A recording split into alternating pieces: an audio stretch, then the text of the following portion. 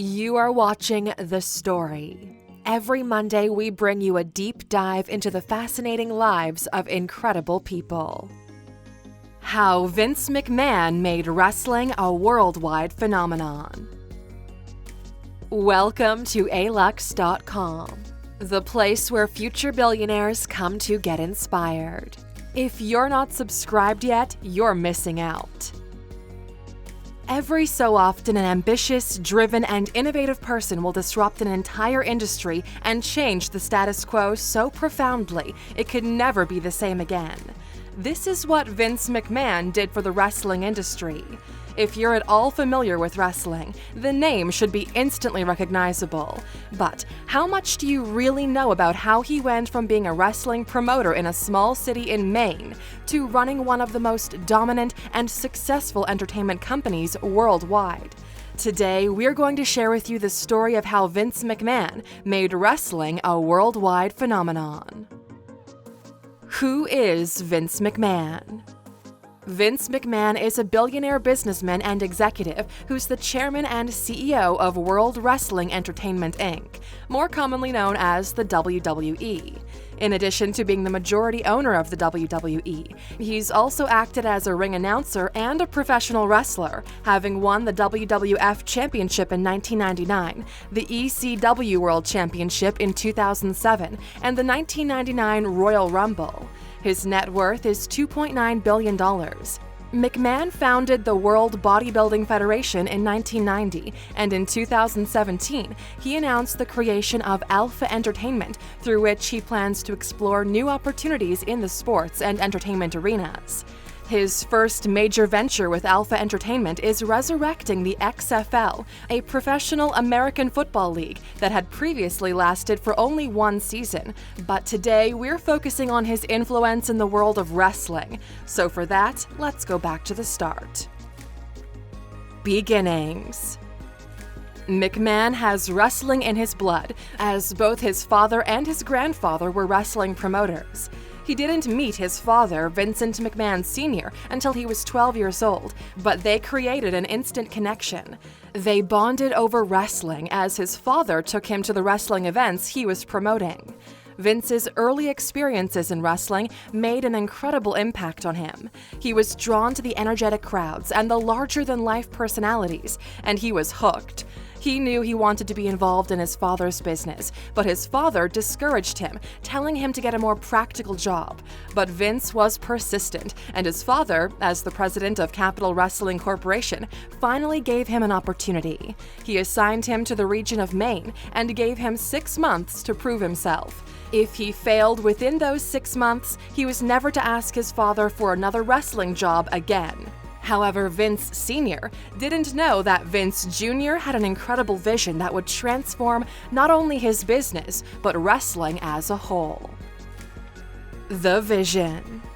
At a time when wrestling promoters were only concerned about their success in a particular region, Vince had a greater vision. He wanted to build a wrestling organization that would dominate not only a region, but an entire nation and even the world.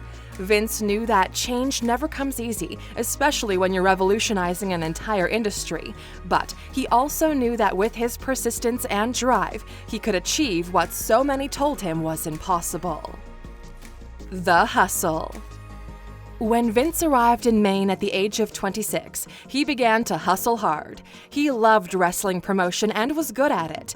Before long, he was bringing in more money than any other promoter in his dad's business.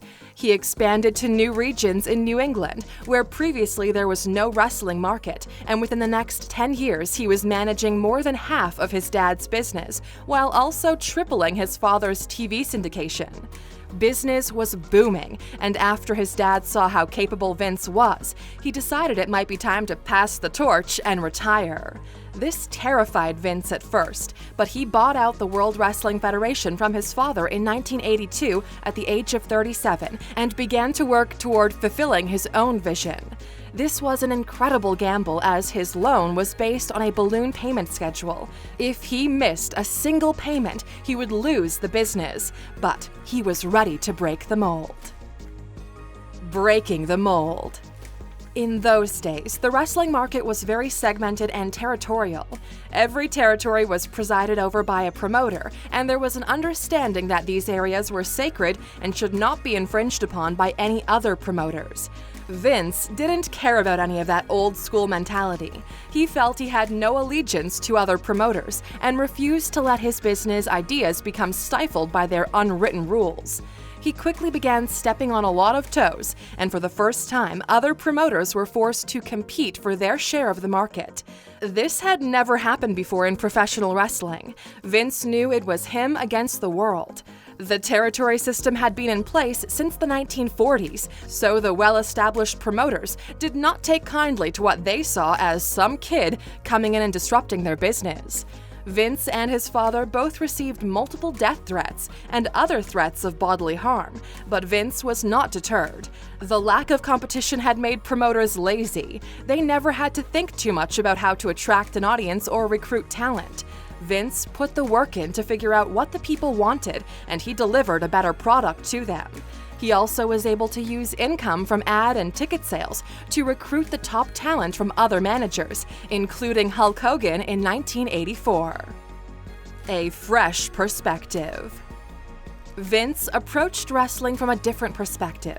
For years, those involved in professional wrestling had claimed it was 100% sport with nothing fake or staged, but that was never genuine. The wrestlers knew it, and most of the audience knew it as well. Vince knew that being honest with the audience would pay dividends, so he was the first to coin the phrase sports entertainment. In addition to the excitement of the matches, he added in extra drama, humor, personas, and storylines to amp up the entertainment factor. One by one, he took over the market in each territory. Nobody else could compete with the superior shows that McMahon was offering. Vince launched the first Wrestlemania at Madison Square Garden, March 31st, 1985, which was also televised across the U.S. This was in the midst of a wrestling boom in the United States that was ushered in by Vince's new business model. His unique brand of sports entertainment attracted family audiences and those who had never been interested in wrestling before. In 1988, billionaire Ted Turner created World Championship Wrestling Inc., or WCW, which would become a major competitor to the WWF. World Championship Wrestling introduced their program WCW Monday Nitro on Monday night, in direct competition with the WWF's program Monday Night Raw. This led to what would become known as the Monday Night Wars between the two companies. For over a year, WCW beat WWF in the ratings, but in the late 90s, WCW began to fail. In 1999, the WWF had an initial public offering of company stock at a valuation of $172 million. In 2001, Vince and the WWF bought out the assets of WCW for around $7 million, and he bought the rights to their only major competitor, Extreme Championship Wrestling, in 2003. And after a legal dispute with the World Wildlife Fund, the WWF changed its name to World Wrestling Entertainment, or WWE, in 2002. Global expansion. Under Vince's direction, the WWE has expanded in multiple ways. In 2014, the WWE introduced a 24/7 streaming network, gaining over 1 million subscribers in less than a year after its launch. There are also multiple other branches of the company, including WWE Books, WWE Magazine, WWE Studios, and WWE Music Group.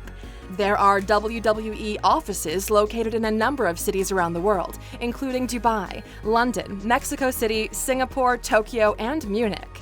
Today, WWE programming is regularly viewed in more than 800 million homes around the world, broadcast in 28 languages. The WWE Network, with 24/7 live streaming, is available in more than 180 countries. In the first quarter of 2019 alone, the WWE held 141 live events in the U.S., along with 4 international shows. They offer over 560 live events per year, and with a consistent schedule of shows, pay-per-views, television programs, and special events, and an annual revenue of nearly $1 billion, the WWE is recognized as a global entertainment leader. The lesson. We can learn several lessons from Vince's journey. How many times have people been told, "That's just not how we do it here"? Change is difficult and painful, but out of productive change comes growth and new opportunity. Vince teaches us that it's not impossible to revolutionize even an entire industry if we have enough drive, passion, and resilience. Even though he faced doubts, fears, haters, setbacks, competitors, and even death threats, Vince fundamentally changed the face of professional wrestling, not just in the US, but all around the world. And if a single determined person can do that, just imagine what kind of impact you can have if you set your mind to it. For a fascinating, in-depth look at how Vince managed to eliminate the territorial aspect of pro wrestling, check out Death of the Territories, Expansion, Betrayal, and the War That Changed Pro Wrestling Forever. This book, written by Tim Hornbaker, talks about the history of pro wrestling in the US from the 1940s on, and specifically focuses on how Vince McMahon disrupted the industry in a way that nobody else ever thought possible. What's better is you can hear this intriguing story on Audible while also saving about $18 if you go to Alux.com/freebook and sign up so you can get the audiobook version for free thanks to our partnership with Audible. The quote. While researching his story, we came across this inspiring quote we'd love to share with you, and it goes like this. "I am not afraid to fail. I don't like to fail. I hate to fail, but I'm not afraid of it." And by Vince's example, we can see that it's just this kind of fearlessness that can lead you to the greatest of outcomes. Question. Now that we're wrapping up our story, we'd like to know, if you became a billionaire, would you continue working or retire and enjoy the fruits of your labor? Let us know in the comments. And of course, for watching with us until the end, here's a bonus for sticking with us.